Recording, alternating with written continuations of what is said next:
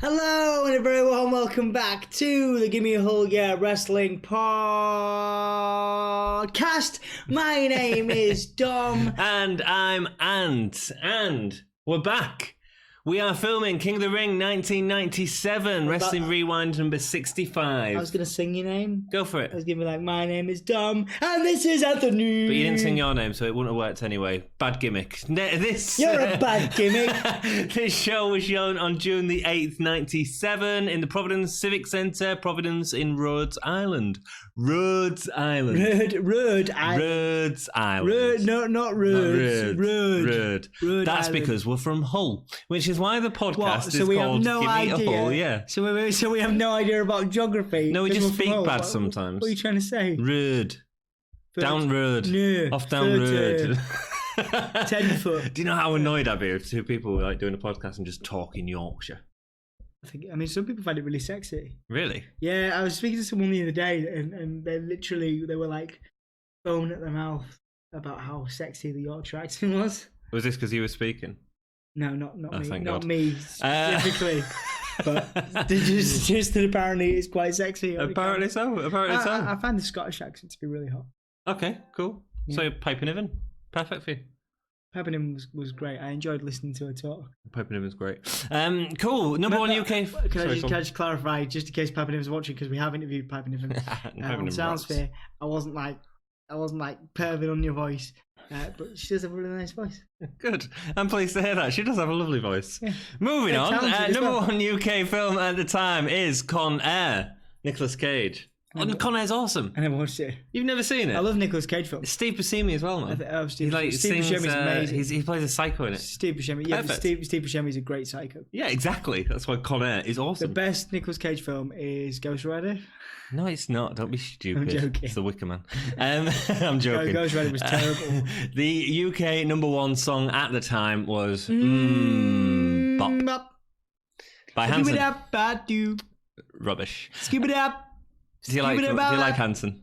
I did. I went to see him last year. It's so sad. In concert, like an orchestra. So sad. It's great. Was there like a load of like guys about your age who were in like Lots of women. Lots of women. Really? Yeah. Were they attractive?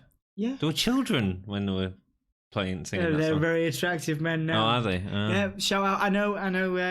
Casey Hansen. In case you're watching, say hi to the people of Hull.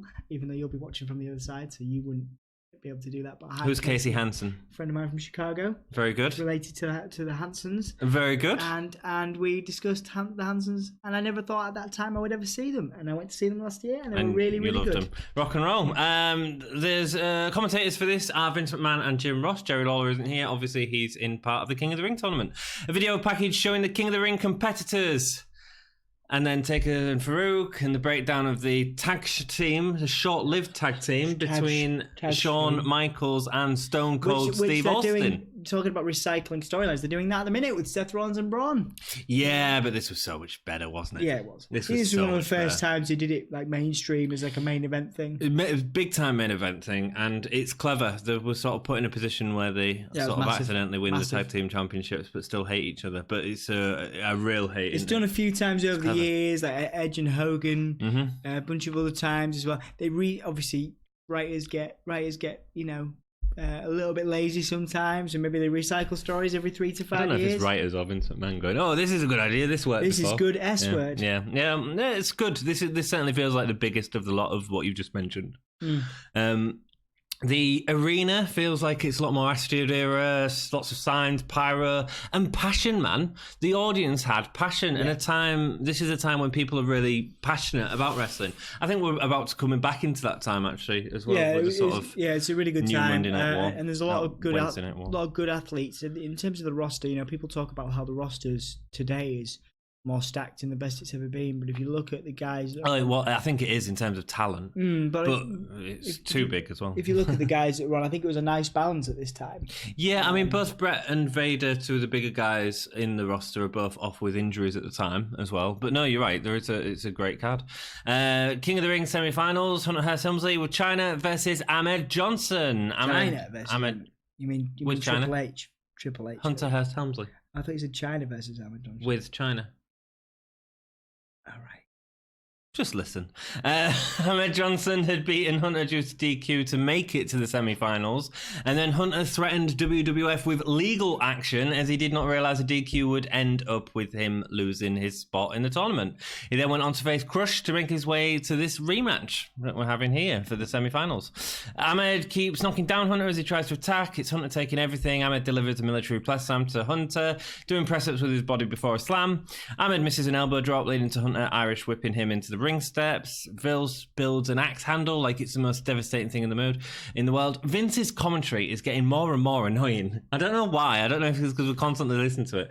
But when he's like, oh my God, he's just done an axe handle, man. Just calm down. I mean, you've got to make it entertaining. I would do that. It was an axe handle. But if we were on commentary, we would have to make that interesting. But it felt like he was going to do something big, and then he didn't. He just gets so into it sometimes, and just doesn't even call the move. It's weird. Ahmed, he does a really good. Where are we? Does a really good finger movement. He does. Ahmed delivers a scissors kick. That's what he delivers. Jazz hands. Then there's a really sloppy spine buster. But when he goes for the Pale Rule Plunger, China distracts him, leads to a super sloppy knees down pedigree from Hunter to Ahmed.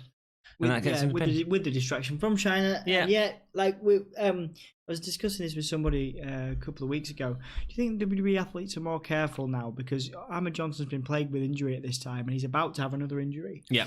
And he's probably one of the top stars, and obviously not going. They were pushing him. Thank God. Not going into too much spoiler there. He's gone rubbish, man. Well, he's about to have a big moment in the rest later on in this card, and he actually has an injury coming up really soon. Thank goodness, actually. But do you know? That's awful. But can you imagine watching Ahmed and Undertaker? I think he's a better version of what Bobby Lashley is now. He's everything. No, I think Bobby Lashley is way more talented. Everything they want Bobby Lashley to be. No, I think Bobby Lashley was way more talented. Look, before Ahmed had that injury, I'm a big fan of Ahmed. I thought he was great, right? And then he had that injury and just just went. What? Sorry, what?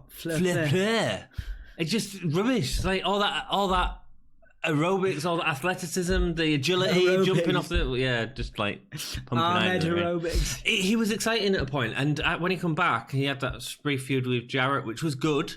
I think the Jarrett feud was good, and then it's just been rubbish. And like the pedigree was rubbishly taken. This match was rubbish, slow, plodding, didn't do anything for anyone. China was the star of the match. Yeah. You know what I mean? Bad. Straight on to the next match then. King of the Ring semi-final, Jerry Lawler versus Mankind.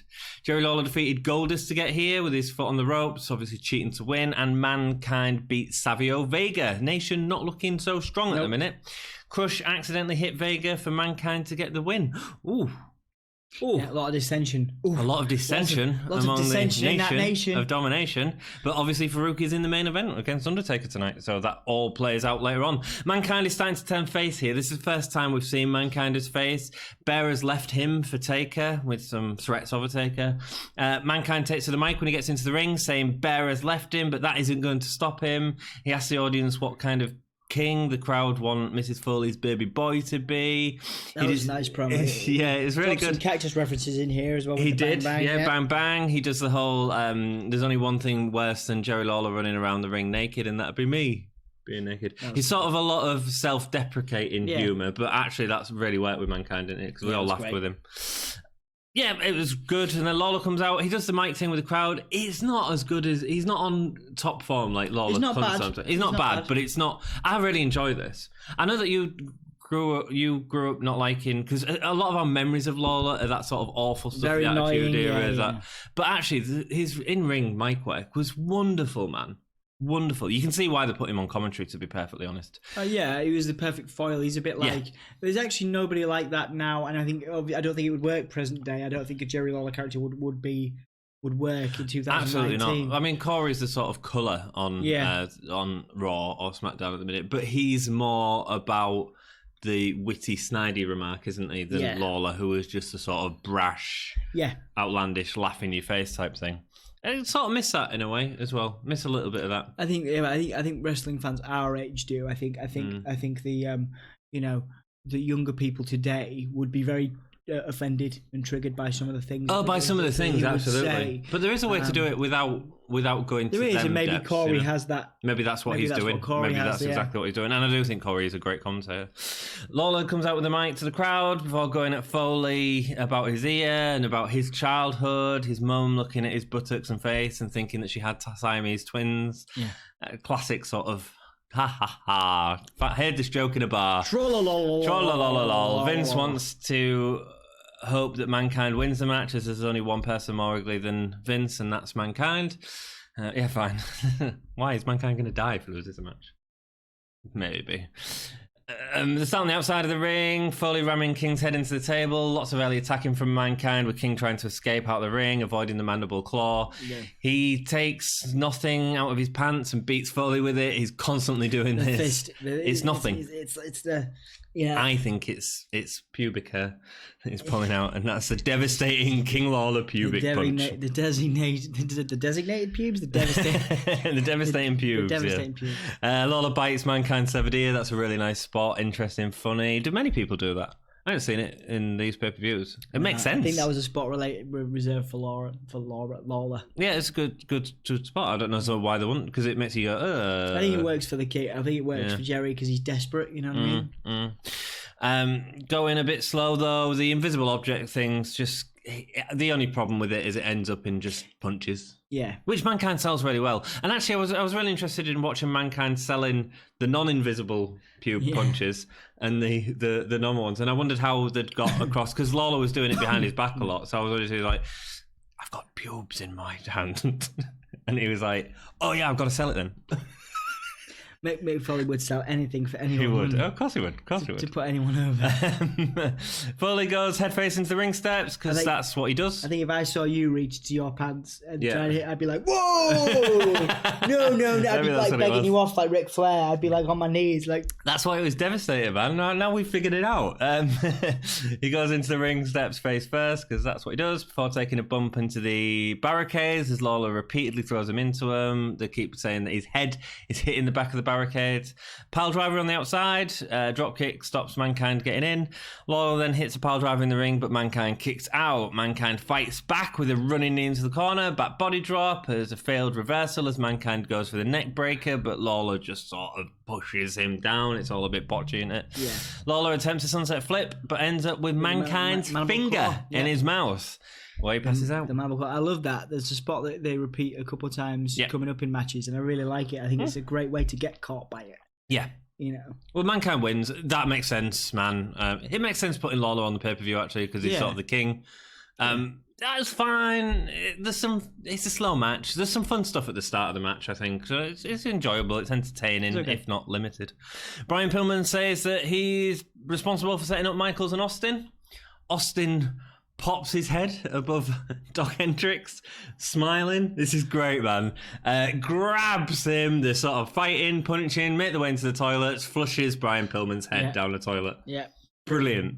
Austin is brilliant. Pretty harsh on Pillman, but yeah. Yeah, well, yeah, but we were talking about it before, like, Austin didn't really do anything for us back at the time just because I'm more of a gimmicky person with like Mankind and stuff, and I think I was more of a bigger fan of Mankind absolutely, than Austin. Absolutely. But I get it, man. He was a star. We're starting to really get it now. He was a star. He was so...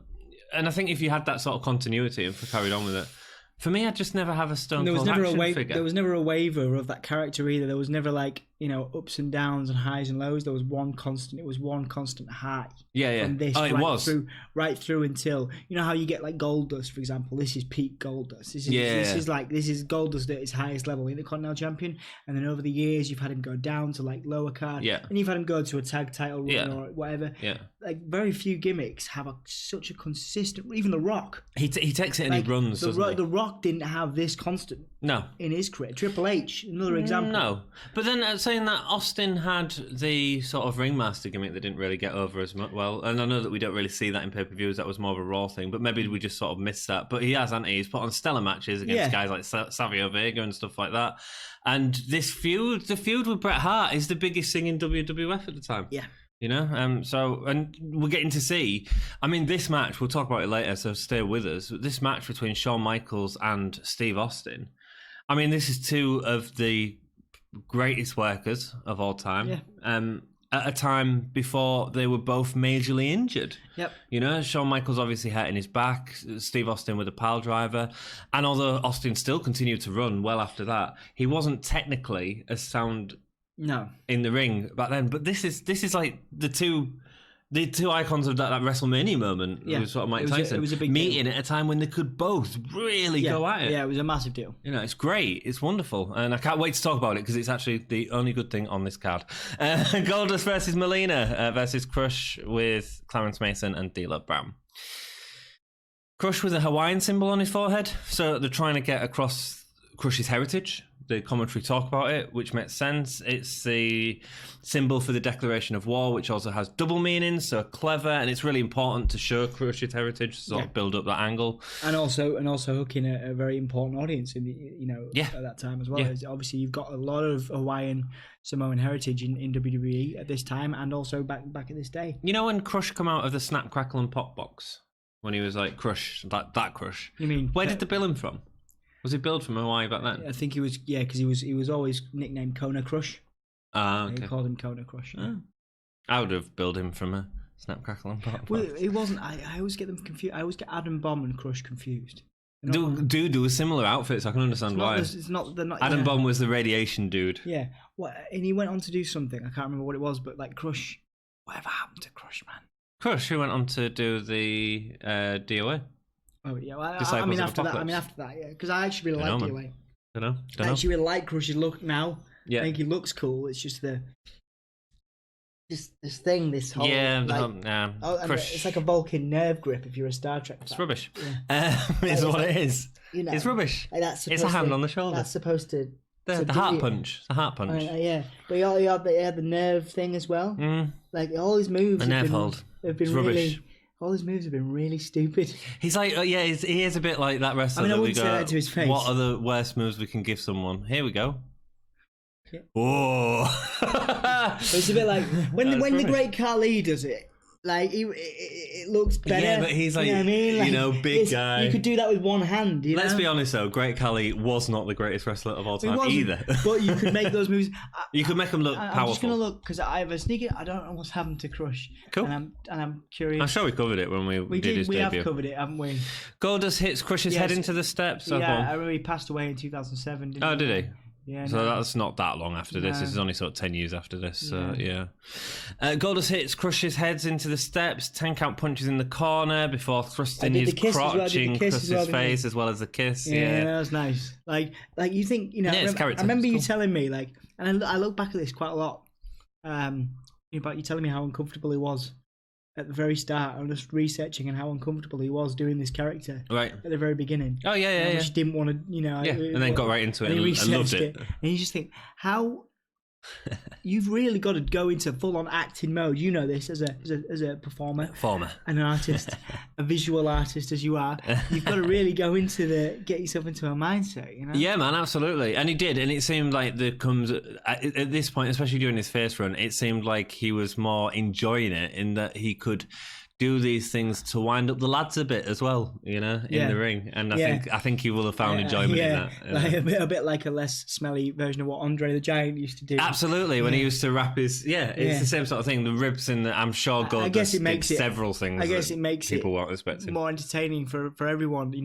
I mean, I was listening to Edge and Christian talk, and and they repeatedly talk about how monotonous being a professional performer is in terms of what you do. What we see of the world, what that's just a fraction of their go absolutely. Out. They go out, but it's very much a circuit of airport, same matches every night, airport, hotel, catering, workout match, at some point, workout, train, and repeat, and that's pretty do you know what I mean? So, so all this stuff. It's probably making people. It's making them have a laugh, isn't it? It's I would assume so. I think there'd be. I imagine Goldust was having a right laugh with it, and that's part of the legacy of why the character lasts so long as well.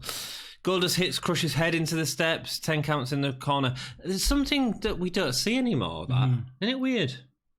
Yeah. I mean, I know it was really gimmicky back in the time. I think when you've got a gimmick like Goldust, it works. And I'm sure I've seen it recently, but I don't know who. Well, Ty Dillinger makes sense. Yeah, so I think that was the last guy that was doing it. Yeah, that's what I mean. Yeah, it takes a gimmick. Yeah. I wouldn't mind seeing it. I mean, you can imagine the Fiend, breaking out a yowie wowie at 9, could you? Do you know what I mean? Yeah, man, I could actually.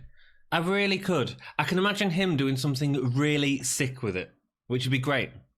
And I think it's a really clever move to invest in any character. I just don't think anyone's using it, which is quite interesting. Yeah, interesting. Seth Rollins does it, and then says burn it down, and the crowd all know that when he gets to 9, they all go burn it down. It works. It's easy. You know what I mean? Yeah, okay. Doesn't happen, but it works. Yeah. And I think that Bray Wyatt, especially, man, he could do something real sick with it. What would you have him do? Do 9 and then bite off the person's head and then throw it and put a lamp in it. I mean, dude, it works. Can you imagine how over that'd be for the other wrestler? Anyway, moving back on to old wrestling. It's like a Mortal Kombat finish. That's not Mortal Kombat. Goldust hits Chris's head into the steps, 10 count punches, crushes offense, Irish whips into corner, belly to belly. Not a lot to it. Ring style, not aged well, not fun to go back and watch.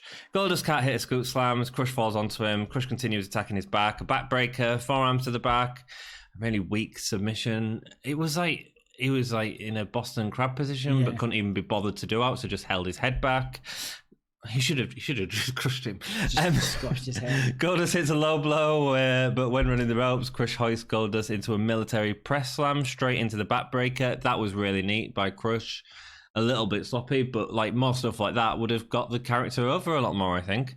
Goldust gets fired up and is taunting for the crowd after every attack. Marlena is intimidated by D'Lo, so Goldust goes to him. Obviously, Crush attacks him from behind, but Goldust hits the DDT for the pin. Yeah, really odd finish. DDT's not really part of Goldust's repertoire, but there you go. No, but his face... it's a face. I love a good DDT. I love a good DDT. Yeah, leaving Goldust and Marlena kissing in the ring. That was nice. They were married at the time, weren't they? So it was they a were nice really moment. You could see that they were, having a good time. Yeah, as opposed to playing just the heels, they could actually go and just have a kiss. I think that one of them had kissed the other one by mistake, just in the moment, just having a good. I just want to kiss it, and then they just did it a few more times, didn't they? It was quite funny. Yeah, it's sweet. The focus for a second on D'Lo's disappointment in Crush. Yeah. Important. It's weak. No chemistry. Goldust talking stuff is quite funny, but it is an awful match. Yeah? I wouldn't say awful. It's rubbish. I'd say bad. It's rubbish. It's just throwaway rubbish. Okay, cool. Backstage, Doc Hendricks interviews Hawk and Animal and Sid. Did you get much? There was just lots of shouting, man. Yeah. But it's all macho. It's all... Yeah. Master and ruler of the world. What's their Legion of Doom's catchphrase? But doesn't it feel so out of place in this era when you've got the Stone Cold's brilliant promos where he's so articulate and at the same time so energetic, and these are just words. Doc says the Heart Foundation are close at unit, but this is the first time they're fighting together. Hawk says revenge is a dish best served cold, and by diddly dumb squat, we are serving the coldest dish in town. I quite like that, actually. By diddly dumb squat. I quite like that. I'm going to use that. I'm going to use that in future podcasts. But it's not it's not a build-up to a feud, is it? By diddly dumb squat. This is an incredible podcast. Welcome to the Gimme a Holy Wrestling podcast. By diddly dumb squat. We're back again. Animal says, so obviously they're having a three-way interview here, and Animal just turns us into, well, I'm a bit worried about you, Sid. But then Sid says, don't worry, because I'm the master. Todd, the 90s mullet is a thing of the past. Interviews the Heart Foundation. I was thinking about bringing it back. What, the mullet? What, you reckon through our sphere of influence, and as wrestling historians, I feel like we are able to bring the mullet back. Yeah, man. I feel like you would look better with one. Write in the comments below if you want to see Dom with a mullet. Or you. I mean, why not? Yeah. Well, I'm not doing it. You can do it. I'm dedicated enough that I would actually do it if people commented. Mm-hmm. If people actually commented enough, I'd probably do it. My girlfriend hates my hair at the minute. She says I look like Lord Farquaad. Doesn't Doesn't Sarah cut your hair? No, she doesn't. I wouldn't trust her with a pair of scissors in my head. Sure she used to do your Yowie undercut. wowie indeed. Did you used to do your undercut? I used to do your undercut. Oh, my undercut. Yeah, I should hold my undercut. Are you still? Yeah, I still got an undercut. Bit sweaty. So what? You mean like your actual this bit? Oh, she wouldn't touch that. I wouldn't let her touch that. No. So who cuts your hair? A hairdresser. Yeah, I'm surprised. You do look. Moving on. You do look Moving. a bit. Shut up. You do look a bit like. Shut up. You know what? Shut up. Before these fingers that go guy, down your throat. that guy from who's the guy? I'm trying to think. Here it goes. I'm trying to think.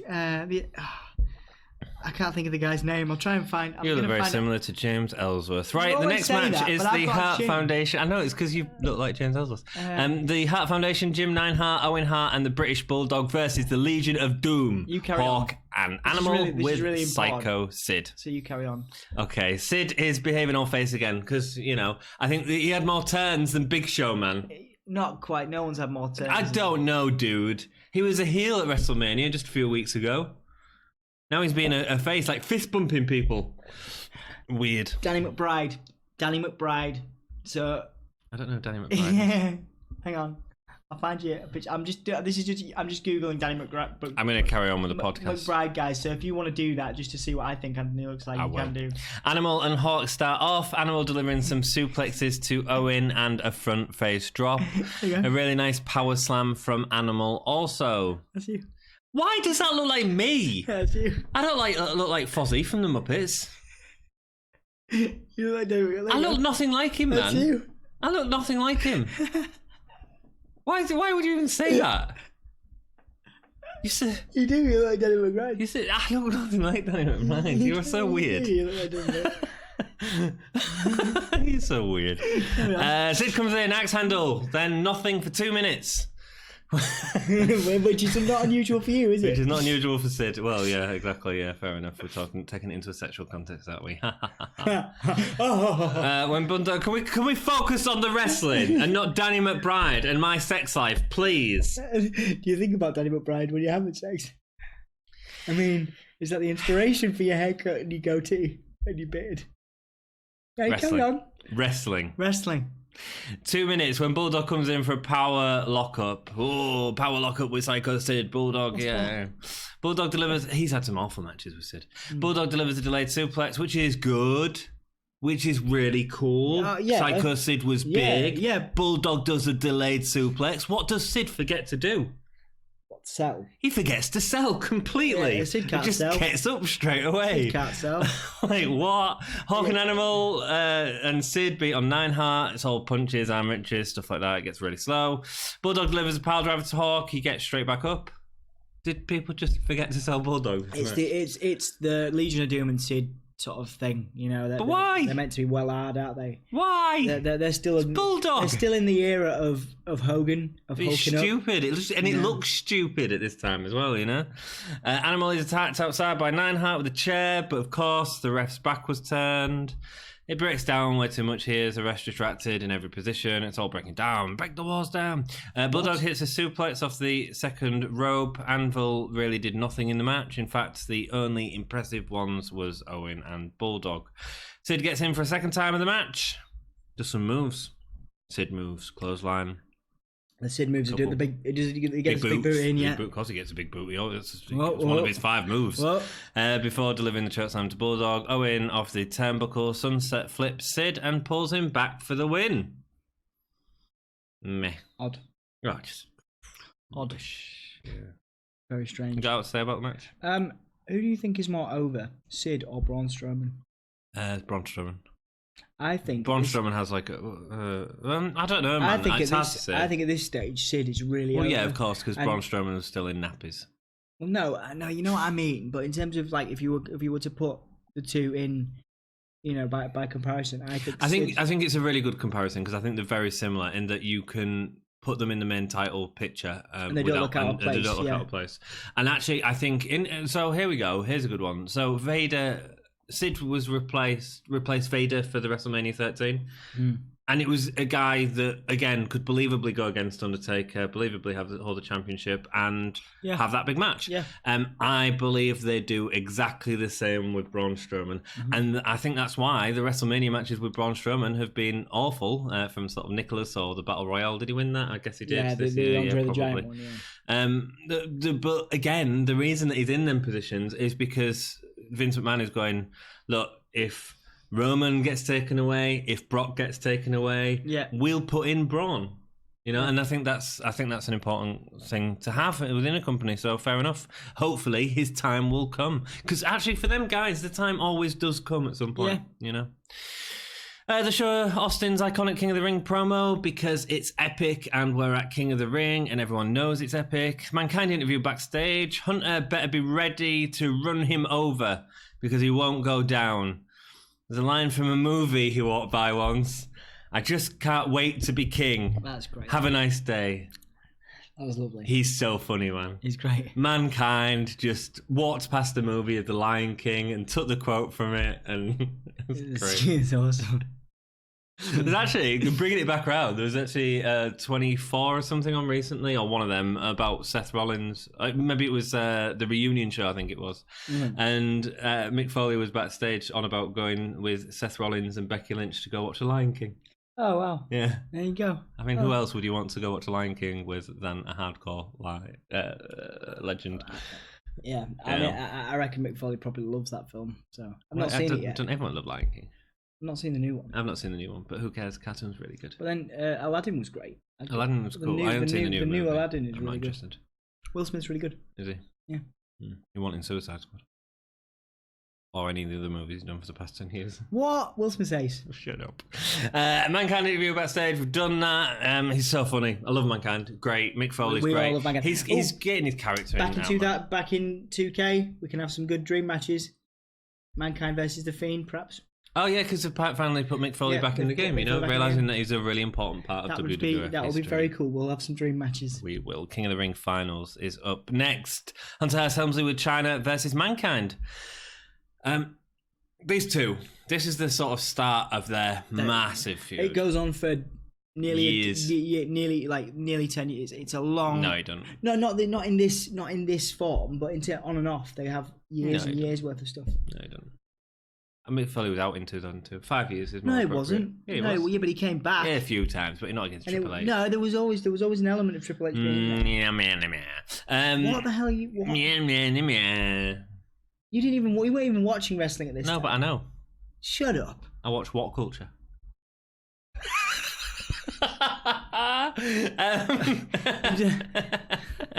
I'm talking rubbish, sorry. Let me get back onto it. What was I saying? You see, now you can't even get back on track. We've just plugged What Culture. Cool. And now you're while we're plugging What Culture, if you go like our Facebook, our Twitter, our Patreon, and our Instagram, of which Dom's looking after and doing a really good job, you can get more updates from there. Also, we have merchandise on Redbubble. If you'd like to go to Redbubble, you can go there. But let me tell you, the best way to support the channel, hit that like button right now. Hit up the comments. Let us know what you think down below. And we'll see you next time, but we're not actually going. People just do it at the end of the video. But ours are like an hour-long video, so you get one midway through. Like an interval. Go get an ice cream. You finished. What a disaster. Carry on. What do you mean, what a disaster? I just did all the plugging and got us through with it. At least I'm not saying how, if you go to our Patreon, you'll really help support us. And we feel it's like buying us a drink like you used to do. That was real annoying. Every time you do it. If you go to our Patreon... I've already said it. Everyone knows. Patreon. People are going to our Patreon right now. Please. They've done it. They've gone. They're like, here, please just shut up, Dom. Or if you want, take the money. If you want, why don't you just go and watch What Culture? Support Wrestle Talk. Ow. I love the guys at What Culture and Wrestle Talk. They actually give news and like us. It never makes you... Right, so this match, Mankind versus Hunter, King of the Ring Finals. It starts off really slow. It never makes you feel like Mankind's in trouble. They're trying to build it into a big deal, but it never really does. It's a bit What weird. do you mean? It doesn't work at this This point. is a massive deal. It works for me. It doesn't. No, it doesn't work. You are just wrong. Today you are wrong. Okay, well, about loads of stuff. All right, do all the work and write all the things out and talk as much as I do. I appreciate it. Good. I appreciate Then the listen work to you my do, opinion but because I'm it's not- the only right one. What? Carry on. What? You can discuss. What? Mankind hits Hunter's head into the barricade, which leads to a count for him to slowly get back in. Hunter uses the rope to maul Mankind's head. China gets in a sneaky punch. Boop. Mankind does the head on the ropes choke, which is really cool. I love that. Boop. That's what Shawn Waltman said. China's in the game too this year. I know. Mankind does the head in the ropes choke, and when he... I've just got what you did there. People got it sooner than you. Mankind does his head in the rope choke, and when he comes back into the rope, his mask comes off. Hunter forces him into the steps, but look, here's my problem with this match. The first 3/4 of the match are a bit slow, a bit tripey. Triple H's offense at this time is rubbish, right? Unless he's focusing on an area, as he does at a future pay-per-view that we're going to cover, so subscribe so you see that one review. Unless he's focusing in on an area, it just feels a bit bland, you know? Apart from the pedigree. I mean, there's some the high knee's good, but unlike Mankind pulls out the double arm DDT here. He's got the cactus clothesline. All these things come out, and you look at the difference in body structure and I guess physical physique, the physique of the two. You know, you would expect Triple H to have this vast moveset that's offense-wise, yeah. But it's Mankind here that has the edge. Look at Hunter versus Rocky Balboa. You know, which was Rocky was a bit naff as an offensive. Triple H could sell. Triple H is one of the best sellers that's ever been. Not next to Dolph Ziggler, Triple H is probably one of the best sellers of all time. I don't know about that. He's really, really good. Yeah. You think what? Good. You think Dolph is better than Triple H? Yes, and I'd also say that Shawn Michaels is better than Triple H. So when you're saying like top of all time, and I can name 2 wrestlers, and I'm just going to even one that you like. So you would say Dolph Ziggler and Shawn Michaels are the best of all time? No, I'd say they're better than Triple H. I didn't say they're the best of all time. Shawn Michaels is way better than Dolph Ziggler at selling. Well, I think that Shawn Michaels and Dolph Ziggler are on equal. But guys, Gargano's better than Triple H. Yeah, okay. Adam Cole's better than Triple H. Yeah. He's not one of the best of all time, so don't say something so stupid. Mankind keeps delivering hot shot to Hunter, hanging him in the ropes. Hunter gets a tree of woe, gets put in a tree of woe. Mankind delivers the elbow. Yeah, it's great. It looks devastating. But the crowd are a bit dead for it though as well. Like they don't respond to that as well as they should do. Yeah. Hunter takes backdrop on the carpet. I hate the fact that they had carpet. Carpet can't take much of the bump, surely. I'm not a wrestler, I don't know, man. I mean, maybe landing on carpet is better than landing on concrete. Well, yeah, it is. But you've got to sell it anyway, that's the thing. Wrestling, but still just get rid of the carpet. It's not that... It can't be that protective. Yeah. You know what I mean? It's skin of hair, right? Yeah. And it just looks a bit silly. Sorry about that. He gets the... It's all right, we're getting up to the minute news. We are. Oh, dude, I got banned off Reddit the other day. What? Our Gimme is banned off WWE Reddit. Why? I plugged a video. I'm not that bothered. I didn't use it anyway. I just plugged videos up. What, on the official WWE Reddit? Yeah. Oh wow, you see WWE are paying attention to us. We're now on their naughty list. There's 2 ways to look at that, guys.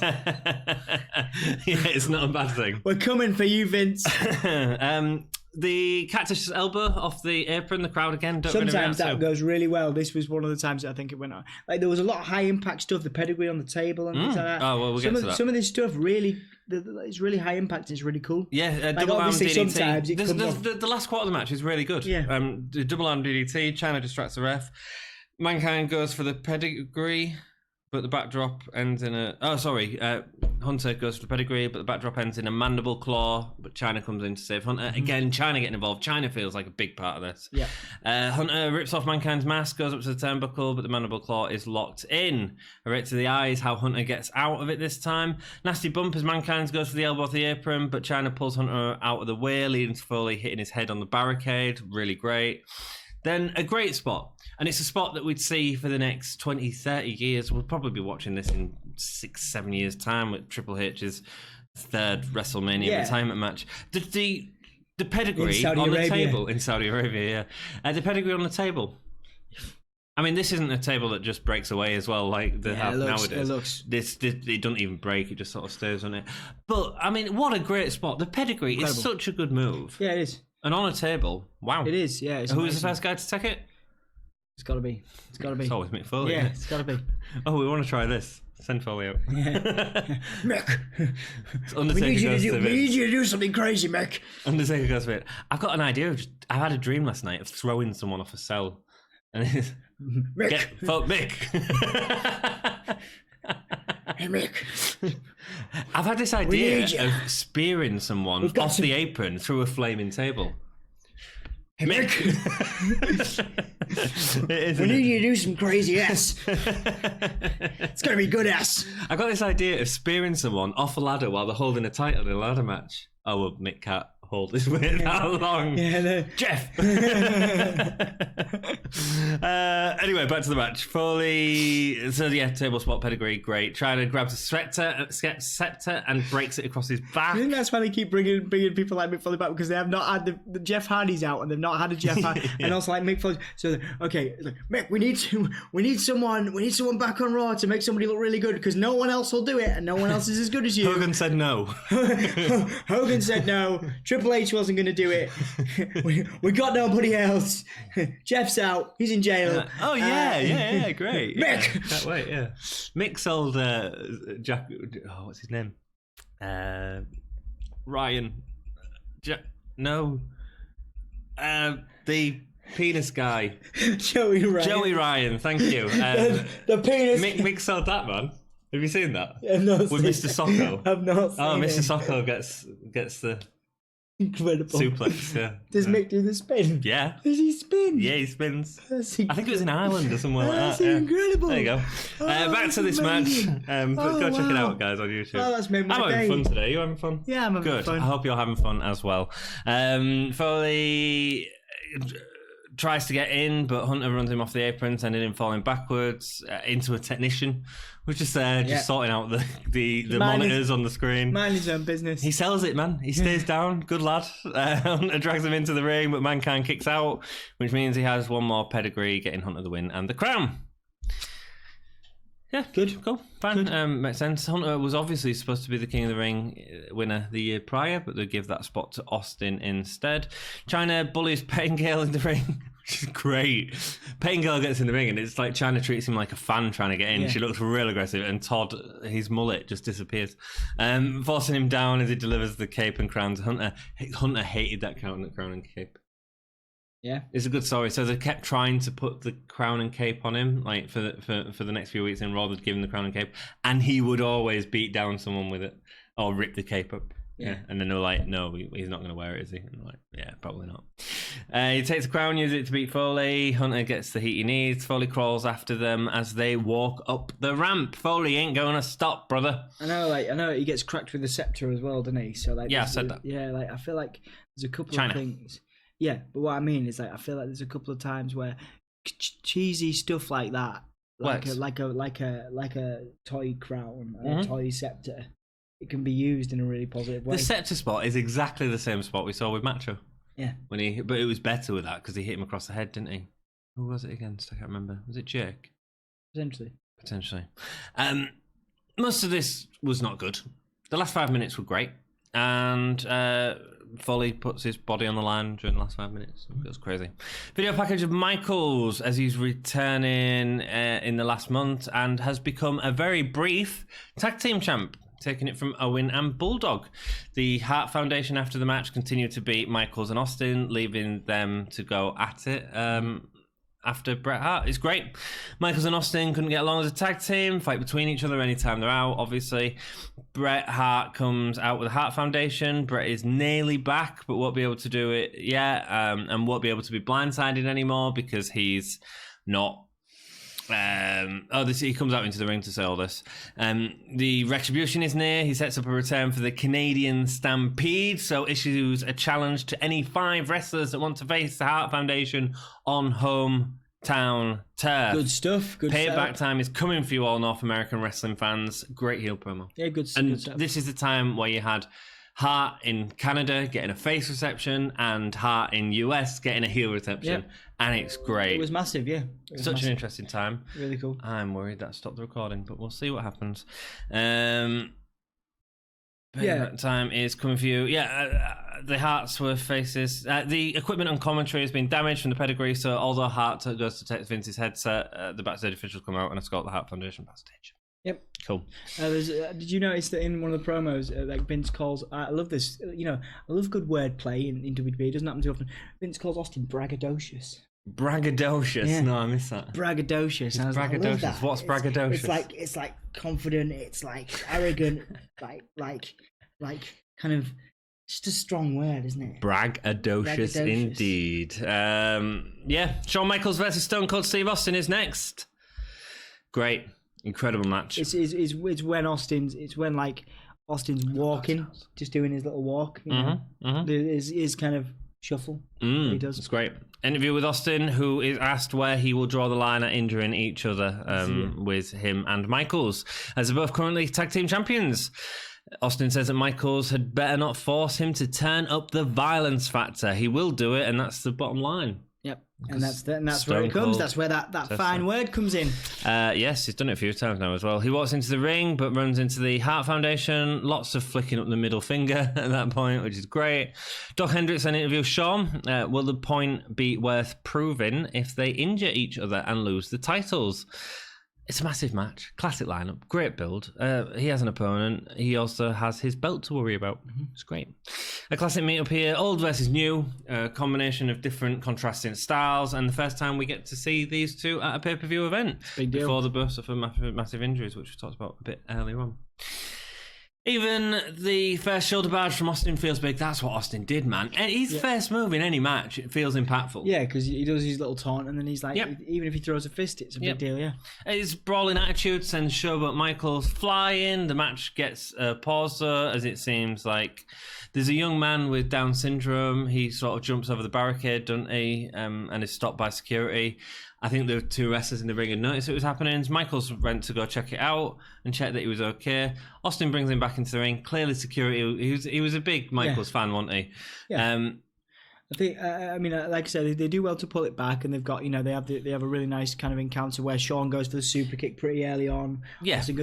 There's some really good moments, and they seem to deal with the pressure of having that going on around them quite well. And what he does is he gets Austin down and goes straight back out and knows that this fan is going to listen to his hero, Shawn Michaels, and starts taking him up the ramp. And that's nice, and that's just one of them things that you have to do. But he deals with it really well, and he looks like the face, and Austin gives him the right amount of space that he needs to. Good, really good. Speed on Michael's hip tosses are incredible. Yep. Nothing slows down as they're technically trying to get each other on the mat. The running game here was fantastic. There was a constant repetition of run the ropes, go under, go over, then do a move. Like I said, there's a lot of teases for finishers as well. A lot of Michaels going for the super kick, lots to go for the stunner. Yep. Nothing slows down technically as they try to get each other on the mat. Austin was always, when he goes for an elbow drop or something on the mat or anything, he always drives his knees in first, and it's great because it gives a great sound. It was good because it wasn't just a slap on the leg or something like that. He was really always... You see him snap his knees in midair. It's really clever if you go back and watch it a little bit. Austin hits an inverted atomic drop that sends Michaels out the ring with a clothesline. Austin offers Michaels a lock-up with the arm, calling him a chicken for not doing it. When he does, he stomps a mud hole in him, grinding him to the floor and twisting his arms and shouting in his face. The old Austin head wiggle. Yeah, absolutely. And then Michaels gets the fight back. The crowd are well behind him fighting back, and then stomping on Austin. Really nice dynamic because you have people chanting for Austin, people chanting for Michaels. It's good. It's really exciting. It adds to the banter of the match. It does indeed. The fans get behind Michaels fighting back, and Austin. The cameraman randomly fell over. I think he fell over the table that Pedigree happened earlier. It's just like that, and then Michaels was distracted for a while because he was like. I think he was laughing and spitting a lot. Austin hits his epic Luther's press, which Michaels runs right into. It looks great. We don't see Luther's presses previously. It becomes a real staple. It becomes his signature, doesn't it, really? And it's perfect signature for him. Michaels is hit onto the barricade as Austin rips up the crash mats at the side of the ring. After a vicious Irish whip into the ring steps, Austin hits a military press slam onto the concrete carpet. Austin uses his foot on the ropes to get extra leverage on a headlock, getting so much heat. Both of them selling it. He got his feet on the rope. Austin looked like he's struggling. As soon as he did it, Michaels looks like he's struggling. The way to do it. Let's talk a little bit about it in the next match. Yeah, they build up really well.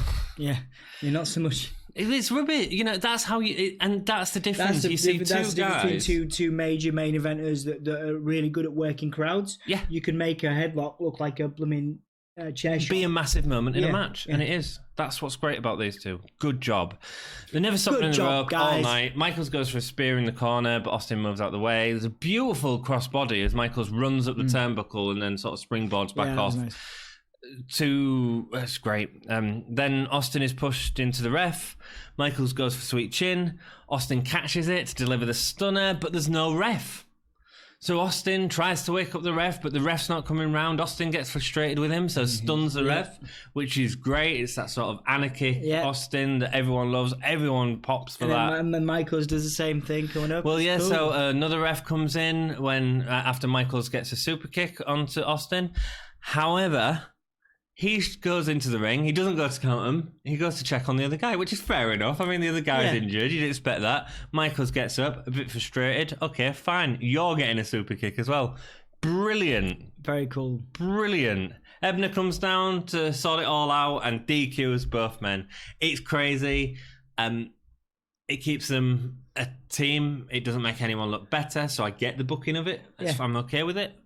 And it's fun. I really enjoy the ending of the match. Nice. It's a wicked match. It doesn't make it look, you know, people aren't sad because of the kind of no definite result. Yeah. Because the buzz there, and it's the same in the next pay-per-view. You know, there are certain times where you don't really mind if it's a non-finish. No, if it's a non-finish and it's going to carry on the story, and this makes sense to carry on that story, you know, it really does. Austin goes to get the title back to attack Michaels from behind, but he gets the better of him, and then the two sort of argue up the ramp, but it's clear that there's also a mutual respect between the two. They won't go ahead of each other. Yeah. There's also that mutual respect between the two that's suddenly been formed by having this cracking match where no one could get the better of each other. Great. Yep, wonderful. Nice. Really enjoyed it. Great match. The next match, however, it's fine. It's just I enjoyed this match because what a good match. I enjoyed this match. Great match. I like the next match because it's a good platform for Faarooq. I love the fact that Ron Simmons is in such a high spot. But I know what I mean. I love the fact that he's in the spot and so he did great in it. Yeah. But in terms of the Shawn Michaels and Stone Cold, it is a gem. Yes. It is a Gimme a Gem. Go back and watch it. If you don't watch the rest of the pay-per-view, when we're like go 70 back and watch it. And when we're still doing this, I'd like to do a video of all the gems. Yeah, this is a gem. Like a Gimme a gem that we can look back at our best matches. Shawn Michaels versus Mankind. I'd be really excited. I'd be really excited to do actually. Yeah, maybe we should do one sooner. Yeah, man. Every 10 years. Maybe we should. Every 10 years. Faarooq with the Nation versus Undertaker is the World Championship match for this event. Todd the Mullet has flown away. Pettingale interviews the Nation of Domination with Faarooq. We see the Nation attacking Undertaker as a group. If he was to win, he'd also be the first African-American champion. They made a big deal out of that, didn't they, in the intro? Yeah, which is fine. Faarooq says he will be the first black champion tonight. Faarooq seemed a little uneasy, actually, during this promo. I feel like he tripped up. I don't know if he was supposed to say black. And he was like, oh, no, I was supposed to say African-American. And he sort of goes off a little bit like he just messed up or something. It's okay, you know. Oh, it's fine. Yeah. It doesn't matter now. But if he'd been told to say it, you need to. Yeah, I understand. It's one of them Vince things, isn't it? Right? Vince would say to probably in his ear, yeah. Yeah, absolutely. Like in the next pay-per-view, he's like, "Oh, you've got to mention the ice hockey place." And what's the WrestleMania 13 one? Oh, the kitchen sink. Yeah. Everyone mentions the kitchen sink. Yeah. It's like one of them Vince things, and I think Vince would probably be like, "You're African American." Doc interview Taker and Paul Bearer. Makeup. Yes. God. Yes. Paul Bearer he's evil at the moment. He's ginger hair, weird coloured hair. Yeah. He says that's his natural hair colour. I don't think it was. He's been a little weird. It's very weird. Being a weirdo. He's blackmailing the Undertaker. Indeed, yes. He has a secret to do with his family. What could that be? It's good. It's a hot secret. You might say it's a fiery secret. Which is good. Tonight, Undertaker will do it as Paul Bearer says. So cool. Taker gets into the ring, but Bearer won't. But we'll let Taker go. Try and make more burning puns. You can go for it. A burning secret. A red hot secret. Very good. A big red secret. I mean, you're getting really lazy with it now, but yeah, fine. You come on, then you give me one. I don't want to. Well, I just want to get this done. Okay. And then check if the recording's done, because I didn't like that sound that it made. It'd be really nice if it was done. It would be. A doc interview would take I do like that our podcast. Like we don't do any fancy editing, so like it feels like at least it feels if it like, goes, at least done. It feels like they're with us. You know what I mean? In our great fear, you are getting our abject fear at the fact that this might not actually work. We'll see what happens. Doc, so he won't let Bearer take his coat. Good. It feels like everyone's against Taker at this point. You've got not just Faarooq, you've got Paul Bearer, and you've got the entire nation. It feels like the odds are massively stacked against Taker, which is good to give to a champion. Yep. Faarooq gets the fast fist in the corner, but doesn't sell it, man. He gets a fast fist from the Undertaker. Will you stop? That was the sound of someone. Will you stop it? You're very rude. He doesn't sell it though, does he? What's up with him? He's just like this in the corner. Maybe Faarooq's. He's feeling the pressure. Maybe. I don't know. Something seemed off. He was hardly selling Taker's big boot as well, man, as it slammed him to the mat. Taker sits up after a power slam, but the Nation hold on to Taker and start laying fists in. There's a nice spot during Old School where Taker, instead of going for the fist down, does this incredible backdrop off the top rope onto the Nation. And it's basically a 6'6" man falling off the top rope onto a group of... I mean, wow. I watched it and I was like, that is awesome. He has some really good moves. Goes for Old School again, but Savio Vega wiggles the rope for Undertaker to get hung up on it. I love this story. Right, I love the story in the ring of Undertaker going for them to Old Schools. What should have happened? Later on in the match, he should have gone for Old School and he should have been able to hit it because he wasn't able to hit it the first 2 times because of the distraction of it, but they don't play into that. Doesn't that just make sense? Doesn't that just write itself, Tom? I mean, Undertaker matches are predictable, but give me some good storytelling, and that's fine, you know? Right, because of the gimmick, it sort of works. Yeah, you can get away with it. Goes for Old School again. Faarooq hits a low blow to keep Taker down. The dead man earns are getting some real punishment this evening after them being hung up on the top rope as well. Between the Nation, Paul Bearer and Faarooq, it feels like Taker's on the back foot. Faarooq tries to attack Taker with the ring steps, but a big boot sends it into his face. It looks great. Faarooq hits a pile driver, which doesn't look as impressive as it should, falling backwards really quickly. Faarooq uses the ring ropes to leverage during a headlock, but again...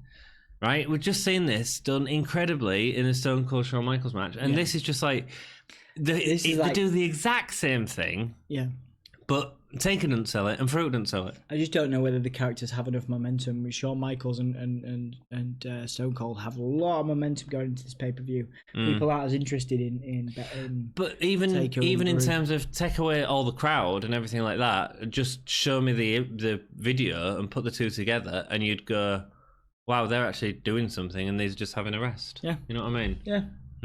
Lazy. Clarence Mason is randomly attacked by Crush, but we don't see it on camera, so we don't really know what this whole feud is going on. We don't care. Crush and Savio Vega start arguing at ringside. Faarooq comes over, sort him out, but Taker sits up behind him, leading to a tombstone, which looked like it landed on the back of Faarooq's head. It looked nasty, that one. Vega and Crush come in for clotheslines. Chokeslams by the Undertaker. Faarooq goes back up the ring and there's dissension because they cost him the match. Undertaker does quite a few. He gets ordered to chokeslam Faarooq a few times. So Paul Bearer takes the title, gets in his face, telling him to deliver multiple clotheslines to Faarooq. After doing 3, Ahmed Johnson comes out. Yeah, sorry, did I see saying clothesline? Sorry. After doing 3, Ahmed comes in to have a go at Taker and tells him to stop being under the influence of Paul Bearer. That was a great Ahmed impression. It was cool. Ahmed delivers a Pearl River plunge to the Undertaker. Big deal. Big deal, really good. When Taker tries to attack him. But can you imagine if we got that match? It would have been awful. I would have enjoyed it. Really? I would have enjoyed it. I think it would have been awful. Ahmed at this time, I would have enjoyed it. 2 years ago, it would have been brilliant. Now, nah. Obviously, that match never happens because Ahmed Johnson injures himself. He follows out the bumbling Bearer, which is really good. It's an okay match. It's overshadowed by Austin and Michaels in many respects, but Faarooq really needed to sell more for it to be a believable match. Yep. Due to the arguments between Crush and Savio Vega, eventually they'll be kicked out of the Nation by Faarooq. as it becomes a faction for black members only. Savio Vega went on to create Los Boricuas and Crush from the Disciples of the Apocalypse, the DOE. And these three factions would feud throughout the next year. Some of it good, some of it not so good. Indeed. The Rock's going to join the nation not too long. Indeed. Okay, starts for this pay-per-view. I'm going to give it 2. 2. It was rubbish. Wasn't the best. There's one match. Go back and watch Shawn Michaels and Steve Austin, which leads us to the best match. And Michaels and Austin. Michaels and Austin. Although, but in terms of holy chip moments and bumps, Triple H and Mick Foley, yeah. It just wasn't the best match between them. No, not the best of their series. Yeah. Best performer, Austin.